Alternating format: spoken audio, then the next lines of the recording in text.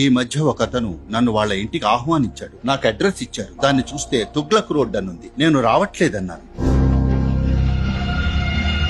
అతను 90 లక్షల పుస్తకాలను తగలబెట్టాడు. 8 నుంచి 10,000 మంది సన్యాసుల్ని కూడా సజీవ దహనం చేశారు. 70,000 మంది కూర్గీలను చంపేశారు. మగవారిని ఊచకోత కోశారు. స్త్రీలను అదే రోజు పెళ్లి చేసుకోమని బలవంతం చేశారు. హంతకులు, బలాత్కారులు, మారణహోమానికి ప్రయత్నించిన వారి పేర్లను మన ఊళ్లకు, వీధులకు పెట్టకూడదు.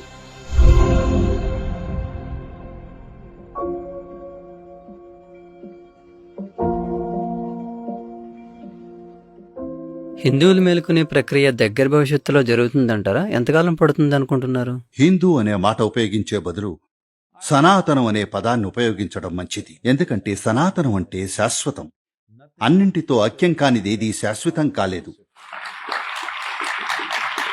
సనాతనం అని మనం అన్నప్పుడు మనం మాట్లాడేది సనాతన ధర్మం గురించి. దానర్థం మతమని కాదు. దురదృష్టం కొద్దీ ఈ పదం అలా ప్రచారం పొందింది. ధర్మం అంటే మతం కాదు. Dharma means the law, an eternal law. ఈ శాశ్వత ధర్మాలు ఎలా వచ్చాయంటే పరిశీలన ద్వారా, ఊహల ద్వారా కాదు, సిద్ధాంతాల ద్వారా కాదు, పరిశీలన ఇంకా ఆత్మజ్ఞానం ద్వారానే మీరు సృష్టితో అనుసంధానమవుతారు. అదే సనాతనం అనిపించుకుంటుంది. మన ఉనికి యొక్క సారాంశం అది. దురదృష్టవశాత్తు హిందువుల్లో చాలా మందికి ఇది తెలియజేయబడలేదు. చాలా మంది హిందువులు మాకు ఓ పుస్తకం ఉందని అంటూ ఉంటారు. మనం పుస్తకాల నుంచి ఊడిపడలేదు. తెలుసుగా, మనం ఎన్నో పుస్తకాలు రాశాం, వేల కొద్దీ రాశాం. ఆ ఖిల్జీ అతని పేరేమిటి? బఖ్తియార్ ఖిల్జీ. బఖ్తియార్ ఖిల్జీ వచ్చాడు. ఒక్క విశ్వవిద్యాలయంలో, నలందా విశ్వవిద్యాలయంలోనే అతను సుమారు 90 లక్షల పుస్తకాలను తగలబెట్టాడని అంచనా. 500-600 ఏళ్ల క్రితం 90 లక్షల పుస్తకాలను, ఈ భూమి మీద మరెక్కడా 90 లక్షల పుస్తకాలు ఉండి ఉండవు. అవి 6 నెలలు కాలాయి. అలానే చెప్తూ ఉంటారు. కొందరు 12 నెలల పాటు అంటారు. మీరు 6 నెలలు అంటున్నారు. అది కాదు విషయం. ఆ రోజుల్లో పెట్రోలియం లేదు కాబట్టే 6 లేక 12 మాసాలు పట్టుండొచ్చు. దానికంటే కూడా తగలబెట్టిన వారిలో 8 నుంచి 10,000 మంది సన్యాసులున్నారట. ఎందుకంటే ప్రతి ఒక్కరూ ఒక పెద్ద పుస్తకాన్నే కంఠస్థం చేయగలిగేవారు. వాళ్ల లోపల పుస్తకాలు సజీవంగా ఉంటాయి కాబట్టి వాళ్లను కూడా తగలబెట్టారు. కాని నమ్మశక్యం కానిదేమిటంటే స్వతంత్ర భారతదేశం ఆ ప్రదేశానికి బఖ్తియార్పూర్ అని పేరు పెట్టింది. మనం ఈ ఒక్క పని తప్పనిసరిగా చేయాలి. విక్రమ్, నువ్వు దీనిపై ఓ పుస్తకం రాయాలి. ఔరంగజేబ్ బీదులు, ఔరంగాబాదులు, 60కి పైగా ఔరంగాబాదులున్నాయి.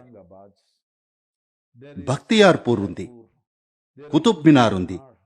హిందూ ఇంకా జైన మందిరాలను నేలమట్టం చేసి దానిపై స్మారకాన్ని నిర్మించాడతను. ఇక ఉండనే ఉన్నాడు టిప్పు సుల్తాన్. ఎన్నో దారుణాలు జరిగాయి. టిప్పు సుల్తాన్ 4 లక్షలకు పైగా హిందువులను ఇస్లాంలోకి బలవంతంగా మతమార్పిడి చేశాడు. కేవలం మలబార్ ప్రాంతంలోనే మగవాళ్లను ఊచకోత కోశారు. ఇంకా అతని కొడుకే అప్రూవ్ చేసిన పుస్తకంలో, అంటే అది నిజమేనని వాళ్ళు ఎంతో గర్వంగా, అతను కనీసం 10,000 హిందువుల్ని చంపాడని చెప్పుకుంటారు. మగవాళ్లను చంపారు. స్త్రీలకు బలవంతంగా వేరే పెళ్లిళ్లు చేసేవారు. భర్త చనిపోయిన రోజే వాళ్ళు ఒప్పుకోకపోతే కాలిన రాడ్లను వారి మర్మాంగాల్లోకి పెట్టేవారు. ఇంత ఘోరమైన పనులు చేశారు. ముస్లిం పాలకుల పట్ల నాకు ఎలాంటి వ్యతిరేకత లేదు. ఎందుకంటే అది మన చరిత్ర. మనం వారిని రానిచ్చాం, వాళ్ళలా చేశారు. దయాగుణంతో పరిపాలించిన రాజులున్నారు. వారి పేర్లు పెడతామంటే పర్వాలేదు. కాని హంతకులు, బలాత్కారులు, మారణహోమానికి ప్రయత్నించిన వారు, 100ల కొద్దీ మందిరాలను నాశనం చేసిన వారు, వారి పేర్లను మన ఊళ్లకు, వీధులకు పెట్టకూడదు. ఈ మధ్య ఒకతను నన్ను వాళ్ళ ఇంటికి ఆహ్వానించాడు. ఏదో పైలట్ల సమావేశం ఉందని. తెలుసుగా, వాళ్ళు నాతో, సద్గురు మీరు రావాలి, మీరు లైసెన్స్ ఉన్న పైలట్ కదా, తప్పకుండా రావాలి, కేవలం 10 నిమిషాలు వచ్చి వెళ్ళండి అన్నారు. సరే, అడ్రస్ ఇవ్వండి, వస్తానన్నాను. నాకు అడ్రస్ ఇచ్చారు. దాన్ని చూస్తే తుగ్లక్ రోడ్ అనుంది. నేను రావట్లేదన్నాను. So you must understand. మీరిది అర్థం చేసుకోవాలి. అతను ఇస్లామిక్ రాజని కాదు, అతను చేసిన పనికంటున్నాను. ఇదే ఒక హిందూ లేదా క్రిస్టియన్ రాజు చేసినా సరే నేను వెళ్ళను. నేను వారితో ఒక స్ప్రే పెయింట్ తీసుకుని ఆ స్ట్రీట్ బోర్డుని నల్లగా చేస్తే వస్తాను. లేని పక్షంలో మీ ఇంటికి రానన్నాను. మీరు సిగ్గు లేకుండా ఆ వీధిలో ఉంటున్నారు. ఆ వీధిలో అడుగు కూడా పెట్టనన్నాను. మనకి అడల్ఫ్ హిట్లర్ నగర్ ఎందుకు లేదు? ఆ పేరు ఎందుకు పెట్టాం? మనం ఇది అమీన్ నగర్ లేదా పురం అని ఎందుకు పెట్టలేదు? ఎందుకు చెప్పండి? అలా చెయ్యం మనం. ఇతర మానవుల పట్ల ఘోరాతి ఘోరమైన క్రూరత్వాన్ని ప్రదర్శించిన వ్యక్తులను, వారు ఎవరైనా సరే, మనం ఏమాత్రం ప్రశంసించాం. కానీ ఈ రోజున మన దేశంలో వీరి పేర్ల మీద వందలాది పట్టణాలు, గ్రామాలు, నగరాలు, వీధులు ఉన్నాయి. ఇది నాకంటే మీరే బాగా చెప్పగలరు. నాకు ఈ సంఖ్యలు, పేర్లు, తేదీలపై పట్టు తక్కువ. సద్గురు, మన కర్ణాటక రాష్ట్రంలో టిప్పు జయంతి కూడా ఉంది.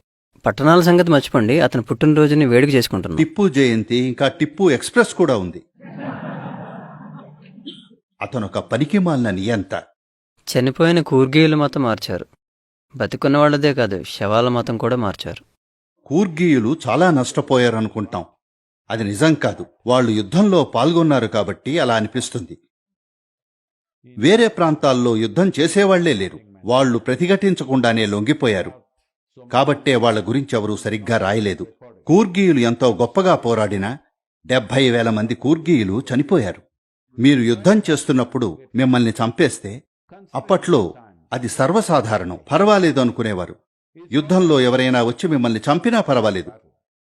కానీ ప్రజలను వరుసగా లైన్లో నిల్చోబెట్టి చంపటం, మహిళలపై అత్యాచారాలు చేయటం, మగవాళ్లను చంపటం, ఆడవాళ్లను బలాత్కరించడం ఏమిటది? ఇలాంటివి చేసిన వాళ్ల పేర్లు నిజానికి మన దేశంలోని పట్టణాలు, వీధుల్లో కనిపించకూడదు. కానీ దురదృష్టవశాత్తు అలా ఉన్నాయి. భవిష్యత్తులో వచ్చే రాజకీయ నాయకులకి దీన్ని మార్చేంత జ్ఞానం ఉంటుందని నేను ఆశిస్తున్నాను.